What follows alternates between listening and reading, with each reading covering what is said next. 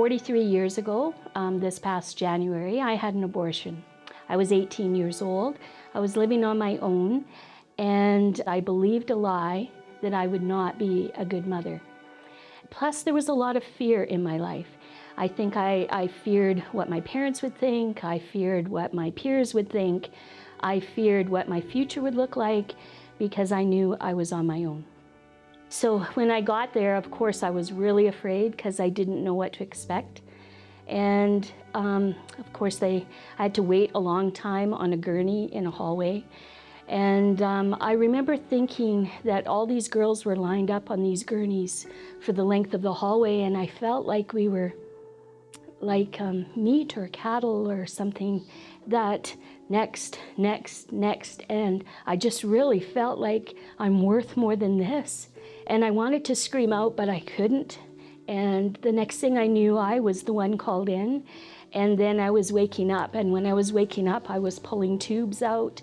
And when I got home, that's when the pain hit. Because on my way to the hospital, I numbed myself in the taxi, because how else do you get through that without having an anxiety attack or something? So I just made myself numb.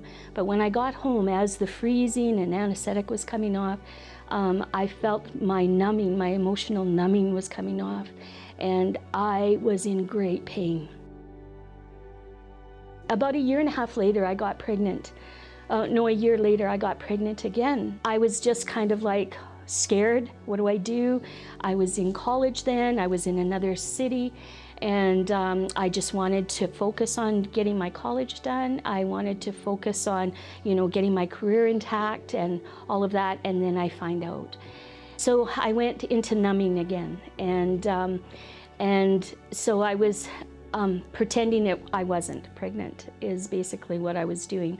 Finally, when I went to the doctor, it was about 5 months, and I asked the doctor if there was other options, and he was a dear old Catholic man, and he called me a little tramp. He told me to get out of his office. And as I was running from his office, then I started to realize what he's telling me is the truth. Like, I shouldn't do this, and I need to keep this baby even if I give this baby up. I didn't learn until later on in life that Mom had considered aborting me. I found the news shocking. At the time it was pretty difficult to take, but I was glad that she shared the story with me, because it really illustrated to me the difficulties and the fears that some of these young women face. It's crazy. I mean, years ago, 41 years ago or 42 years ago, my mom's in an office and, gets kicked out of the doctor's office, and she decides to keep me.